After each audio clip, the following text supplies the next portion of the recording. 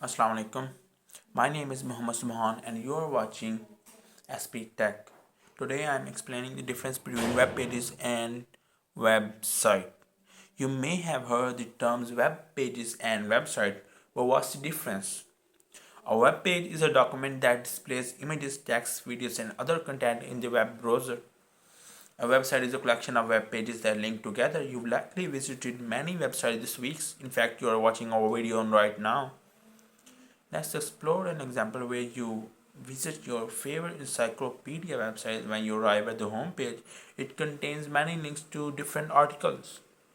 Clicking on one of those links brings you to a new web page article, and that article links to even more articles and other web pages. If all these web pages have a similar address in the web browser's address, it can be safe to assume that they belong to the same website. However, the links on the page do not all have to link to the same website. They can also link to the other website. For example, when you visit your favorite search engine and search for a phrase, the search results are a list of links to other websites. Do you know that as I'm talking to you, thousands of websites are being launched on the internet? Every day, hundreds of thousands of websites are launched. To put things into perspective, the Great Pyramid of Giza has 2.3 million blocks of stone. So think about it. In 1 week, there are many new web pages as stones in the Great Pyramid.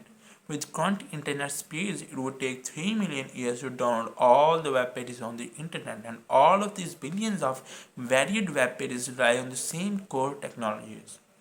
Most people interact with websites in some form daily, but few know how web page actually works. I mean, what it's made up of, and just how does the web page get from the web server to what you see on the screen or device.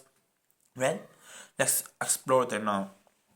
In its most basic form, a web page is just a text document you can open and edit with any text editor, but developers usually use more sophisticated tools for working with web pages. If you want to work with a web page, you need to know about three technologies and understand how they interact. They're HTML, CSS, and JavaScript. JavaScript is responsible for the user interaction. It is for functionality. As a web developer, you will work with these technology every day and understand how they work together. I always like to imagine it like this. Think of a shot. HTML is the actual building the structure. The CSS is interior decoration and landscaping outside, and JavaScript is just like the business, the services offered and the people coming in and out. Let me give you a brief overview of each of these technologies now. HTML stands for hypertext markup language. It works by using something called markup tags. These tags describe the content that is displayed in the browser window. This content can be things like headings, paragraphs, images, and even multimedia elements such as audio and video. The way HTML describes the content is known as markup. The CSS is short for cascading styles and adds visual enhancements like colors and layout to the web page. This is commonly known as styling. It works by enhancing the HTML elements and telling them how to display. Have you ever noticed a friend change the color or style of their hair? Well, your friend's hair is like the HTML, and the color and the style is CSS. The last technology is JavaScript, which is programming language built into the browser.